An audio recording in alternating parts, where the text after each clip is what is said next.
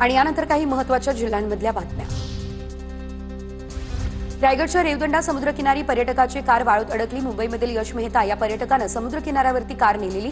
भरतीचा धोका वाढला त्यामुळे कार बाहेर काढण्यासाठी पोलिसांनी जेसीबीच्या मदतीने कार सुरक्षित किनाऱ्यावर आणली। पर्यटकावर गुन्हा दाखल।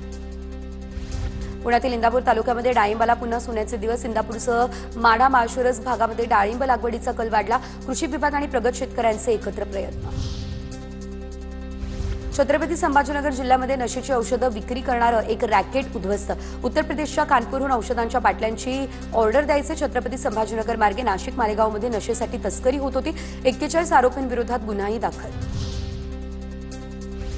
नागपूरमध्ये दोघांची एटीएस कडून सखोल चौकशी। मोबाईल डेटाही जप्त। पाकिस्तानमधील सोशल मीडिया ग्रुपवरती सक्रिय असल्याचा संशय। सोशल मीडियाच्या माध्यमातून पाकिस्तानसोबत संपर्कात असल्याची एटीएसला माहिती।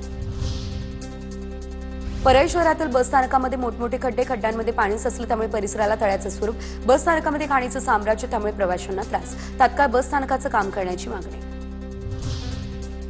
इचलकरंजी शहरामध्ये 40 दिवसांपासून महापालिकेचा घनकचरा व्यवस्थापन प्रकल्प बंद। नागरिकांच्या आरोग्यावरती गंभीर परिणाम। मनसेच्या शिष्टमंडळानं केली प्रकल्पाची पाहणी। प्रकल्प सुरू करण्याचीही मागणी। जळगावच्या जामनेरमध्ये सहाय्यक महसूल अधिकाऱ्यावर गुन्हा दाखल। शासनाचा 21 लाखांचा महसूल बुडवल्याचा आरोप। जामनेरच्या तहसीलदारांच्या तक्रारीनंतर गुन्हा दाखल। संशयित अधिकाऱ्यानं बनावट आदेश काढल्याचा आरोप। कल्याणमधील गँगस्टर नन्नू शहाचा पुतण्या सूरज शहा याची बांधकाम व्यावसायिकाला जीवे मारण्याची धमकी। कोळशेवाडी पोलीस ठाण्यामध्ये गुन्हा दाखल। 24 तासात सूरज शहाला अटक।